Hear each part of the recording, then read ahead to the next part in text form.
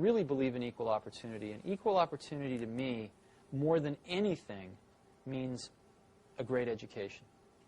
Probably, you know, the second, maybe even more important is a great family life, but I don't know how to do that. And I don't think anybody knows how to do that. But it pains me because we do know how to provide a great education. We really do. If we got our act together, we could make sure that every young child in this country got a great education. And we fall far short of that.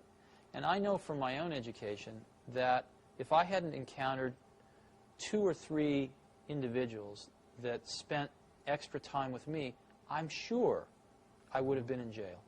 I'm 100% sure if it hadn't have been for Mrs. Hill in 4th grade and a few others, but maybe even especially her, I absolutely would have ended up in jail. Because I could see those tendencies in myself to sort of have a certain energy to do something, and it could have been directed to doing something interesting that other people thought was a good idea, or doing something interesting that other people maybe didn't like so much. Yeah, put you in jail, right? And so, I think when you're young, a little bit of course correction goes a long way. And I think it takes pretty talented people to do that. And I don't know that enough of them get attracted to go into public education. You can't even support a family on what you get paid. On what you get paid. And if you're smart, I sort of feel if somebody's smart enough that you want to turn your kids over to them for the majority of their childhood. I mean, the majority of their waking hours in their childhood are spent not with your parents, but with your teachers. Sure. I'd like the people that are teaching my kids to be good enough that they could get a job at the company I work for making $100,000 a year. Mm-hmm. Computers are very reactive, but they are not proactive. They are not agents, if you will. And they are very reactive. So what children need is something much more proactive. And they need a guide. They don't need an assistant. And I think we have the material to solve this problem in the world. It's just being deployed in other places. And I've been very strong believer that what we need to do in education is go to the full voucher system. I know this isn't what you care about, but this is what I care about a great deal. Well, and this is exactly what we care about. Okay, great. This was believe it or not, this was at the end, and we're one just of the things that I feel is that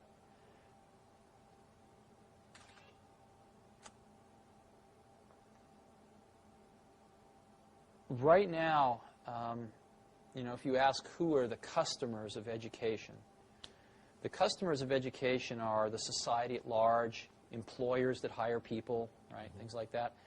But ultimately, I think the customers are the parents, not even the students, but the parents. And the problem that we have in this country is that the customers went away. The customers stopped paying attention to their schools for the most part. And gave their kids to the... Well, what happened was that mothers started working, and they didn't have time to spend at PTA meetings and watching their kids' school. Schools became much more institutionalized, and parents spent less and less and less time involved in their kids' education. And what happens when a customer goes away and a monopoly gets control, which is what's happened in our country, is that the service level almost always goes down. I remember seeing a bumper sticker when the telephone company was all one, AT&T, the Bell system. I remember seeing a bumper sticker with the Bell logo on it, and it said, "We don't care. We don't have to." And that's what a monopoly is. Sure. That's what IBM was in their day, and that's certainly what the public school system is. They don't have to care. Now, it turns out, let's go through some economics. The most expensive thing most people buy in their lives is a house. Second most expensive thing is a car, usually. And a car costs, average car is approximately about $20,000 now, $16,000, $20,000. And an average car lasts about, 8 years, right? You buy another one. Yeah. So approximately, $2,000 a year, right, for an 8-year commitment.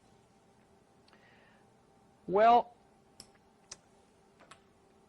your child goes to school, right? Approximately 8 years in K through 8, right? Right. You don't like to switch schools. It's about an 8-year commitment. What does the state of California spend per pupil per year I have no idea. in a public school? I have no idea. What they spend per year per pupil is about $4,400. Wow. Okay? About over twice as much as a car. Now, it turns out that when you go to buy a car, you have a lot of information available to you to make a choice, and you have a lot of choices. Oh, yeah. I mean, General Motors and Ford and Toyota and Chrysler and Nissan, they are advertising at me like crazy. I can't get through a day without seeing 5 car ads.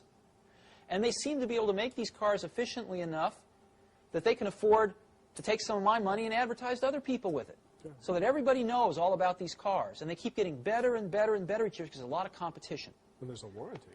And there's a warranty, that's right. But in schools, since people don't feel like they're spending their own money, they feel like it's free, right? No one does any comparison shopping.